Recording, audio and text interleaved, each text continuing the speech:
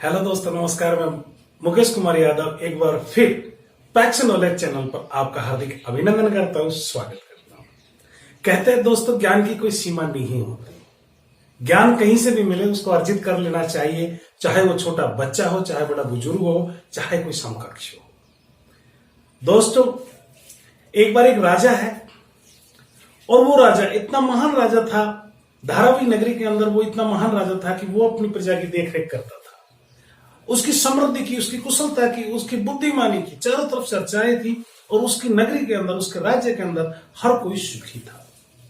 लेकिन सब कुछ होने के बाद भी राजा विचलित हो गया, चिंतित हो गया, परेशान हो गया और उसकी परेशानी का कारण उसकी खुद की समझ में नहीं आ रहा था।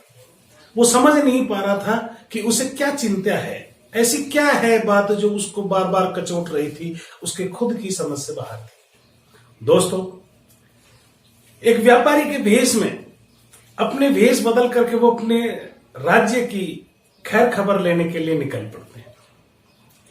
चलते चलते चलते चलते आगे गांव के अंदर जाते हैं और गांव के किनारे जब जाकर के देखते हैं तो एक किसान फटे कपड़े में, फटे टूटे कपड़ों में बेहाल एक पेड़ की छांव के नीचे बैठ करके खाना खा रहा था।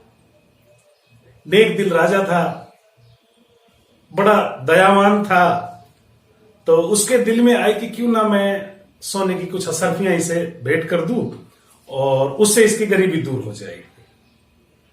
दोस्तों, वो महात्मा है, वो राजा हैं, जो महाराज है, वो 4 असरफियां, सोने की गिन्नियां, असरफियां जो भी उस वक्त चलती थी, वो 4 लेकर के और उसको, किसान को दुआ सलाम करते हैं और बताते हैं कि किसान भाई, मैं यहां से गुजर रहा था, मैं राहगीर था और चूंकि ये खेत आपका है और मुझे ये असरफियां इसी खेत के अंदर पाई हैं, तो ये आप ही रख लीजिए। किसान भोलेपन से हाथ जोड़ के बोलता है कि नहीं नहीं सेठ जी, मुझे इनकी कोई आवश्यकता नहीं है, ये मेरी नहीं है। वेश बदल करके जो राजा सेठ बन के आए थे, व्यापारी के रूप में थे, तो वो कहने लगे कि यार कमाल है भाई, पैसे की जरूरत किसको नहीं होती, पैसे की जरूरत किसको नहीं होती, आप आई हुई लक्ष्मी को ठुकरा रहे हो।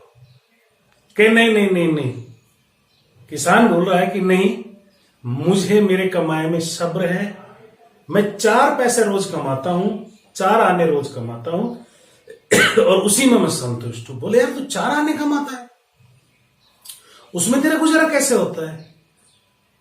किसान राजा से उलझना नहीं चाहता था, वो चला करके बोलता है कि महाराज, 1 आना मैं कुएं में डाल देता हूं, 1 आने से मैं अपना कर्ज चुका देता हूं, 1 आना मैं उधार दे देता हूं और 1 आना मैं मिट्टी में गाड़ देता हूं। इतना कह करके और वो किसान वहां से निकल गया। जब तक महाराज की ये बात समझ में आती और उनसे कुछ पूछते, इसका अर्थ पूछते, राज पूछते, इससे पहले वो वहां से निकल गए। उन्होंने देखा किसान तो चले गए, तो वो वापिस वहां से अपनी राज्य की तरफ लौट पड़ते हैं, अपनी राजधानी में आ जाते हैं और यहां आने के बाद वो अपनी पूरी सभासदों को बुला लेते हैं। जो भी उसकी टीम थी, उसका सलाहकार जो बोर्ड था, उसके दरबारी थे, उसके जो दरबान थे, मंत्री संतरी थे, जो उसको एक तरह से सलाहकार बोर्ड कहा जा सकता है, उन सबको वो इकट्ठा कर लेता है और उनसे अपनी बात पूछता है। सभी लोग अपने तरीके से, अपने मन से, जैसा वो जानते थे वैसा उसका जवाब देते हैं, लेकिन राजा को संतुष्टि नहीं होती है, महाराज जी को सुकून नहीं मिलता है, वो उनके जवाब से संतुष्ट नहीं हुआ। अंतोगत्वा निर्णय यही हुआ कि उस किसान को ही बुलाया जाए। काफी ढूंढ ढपाल करने के बाद में मुश्किल से वो किसान हाथ लगा, उनको राज्यसभा में लाया गया। राज्यसभा में ला करके राजा ने उसको, किसान को बड़े सम्मान से, आदर से और सत्कार से उसको बिठाया और उसको पूरी कहानी सुनाई कि मैं इस तरह से व्यापारी के भेष में आपके पास वहां गया था और आपने जो अपना खर्च करने का जो तरीका था, 4 आने का जो सवाल आपने मेरे को बताया था कि वो आप इस तरह से अपना खर्चा करते हो, तो जरा उसको खोल के बताइए कि यार आप संतुष्ट कैसे रहते? तो किसान कहने लगा कि महाराज, इसमें ऐसी कौन सी बात थी जो आपकी समझ में नहीं आई? बोले मैंने जैसा आपको बताया था, 4 चीजें बताई थी, मैं उसी तरीके से खर्च करता हूं। 1 आना मैं कुएं में डाल देता हूं, अर्थात 1/4 जो मैं कमाता हूं वो मैं अपने परिवार के ऊपर खर्च कर देता हूं। एक आना मैं माता पिता की सेवा में लगा देता हूं, अर्थात कर्ज उतार देता हूं। मेरे माता पिता का जो कर्ज है मेरे ऊपर, मेरे जो बुजुर्गों का कर्ज है, जिन्होंने मेरे को नाम दिया, पद दी, पावर दी, पोजीशन दी, मुझे जो इतना बड़ा किया, अब वो वृद्ध हो गए हैं, तो 1/4 जो मैं कमाता हूं उसका मैं अपने माता पिता को सेवा में अर्पण कर देता हूं। और महाराज तीसरा जो मैं उधार देता हूं वो 1/4 तीसरा है जो मेरी कमाई का, वो मैं अपने बच्चों की शिक्षा दीक्षा पे लगा देता हूं, उनकी पढ़ाई लिखाई पे खर्च कर देता हूं। और महाराज चौथा जो मेरा बच गया 1/4, जो चौथा आना जिसको मैं बोल रहा था, वो मैं मिट्टी में गाड़ देता हूं, अर्थात महाराज मैं उससे बचत करता हूं। मेरी जो कमाई होती है उसका चौथा हिस्सा मैं परिवार पे खर्च करता हूं, 1/4 हिस्सा मैं अपने माता पिता की सेवा में लगाता हूं, 1/4 हिस्सा मैं अपने बच्चों की शिक्षा दीक्षा पे खर्च करता हूं, और बच गया जो 1/4 उसको मैं मिट्टी में गाड़ देता हूं, अर्थात मैं उसकी सेविंग करता हूं, बचत करता हूं, ताकि आगे भविष्य में जब मुझे जरूरत पड़े तो मुझे किसी के सामने झोली ना करनी पड़े, हाथ ना फैलाना पड़े, और मैं इसको धार्मिक और सामाजिक कार्य में खर्च कर सकूं।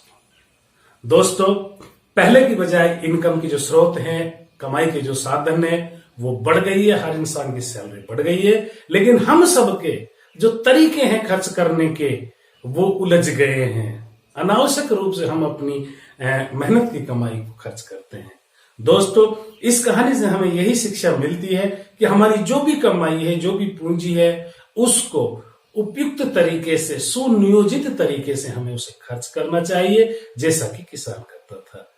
दोस्तों, सुखी जीवन का रहस्य यही है। महाराज जी को भी समझ में आ गया था कि वास्तव में यार ज्ञान कहीं से भी प्राप्त किया जा सकता है, पढ़ लिख के राजा बनने से या मंत्री संतरी बनने से कुछ नहीं होता, ज्ञान कहीं से भी मिल जाता है।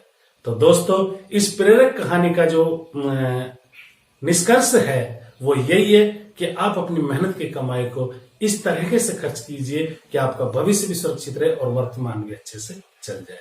दोस्तों, आज इतना ही।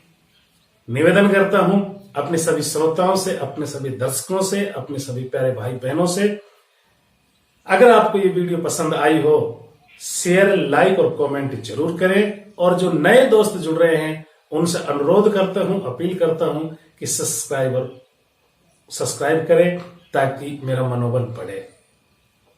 इन्हीं वचनों के साथ मैं अपनी वाणी को विराम देता हूं। जय हिंद, जय भारत।